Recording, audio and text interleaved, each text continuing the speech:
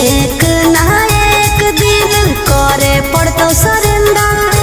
बनो ही जे शेर तोरा बनाए देतो बंदर। 12 बजे चलो बलंदर ओकर बाद मचो हो भंडर। जेकर बारे में बोलो ही हो रहो हमरे अंडर। 12 बजे चलो बलंदर ओकर बाद मचो हो बंदर। जेकर बारे में बोलो ही हो रहो हमरे अंडर।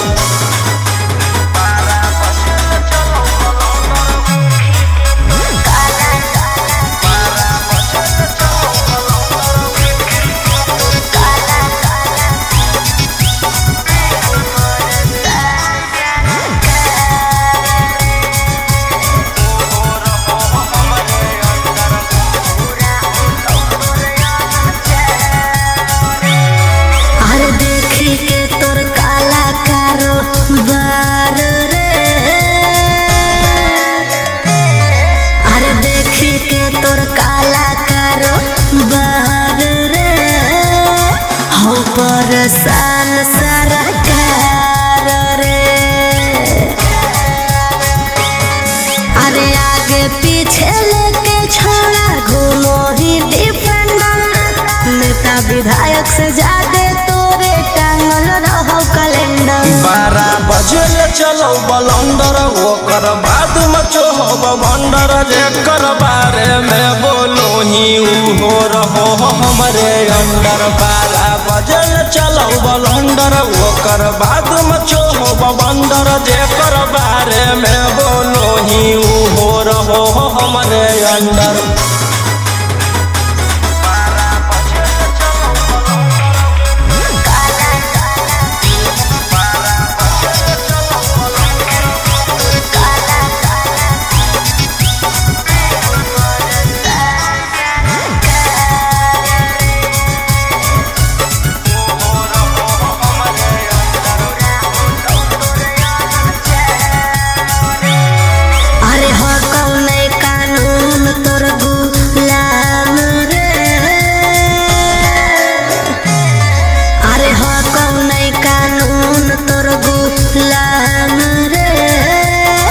बुरा हो तो तोरे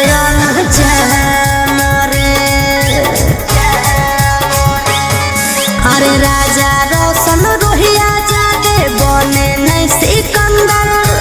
जादे दिन नहीं चले वाला कहू तोर टेंडर। 12 बजे चलो बलंदर ओकर बाद मचो हो भंडर। जेकर बारे में बोलो ही हो रहो हमरे अंडर। 12 बजे चलो बलंदर ओकर बाद मचो हो बंदर। जेकर बारे में बोलो ही हो रहो हमरे अंडर।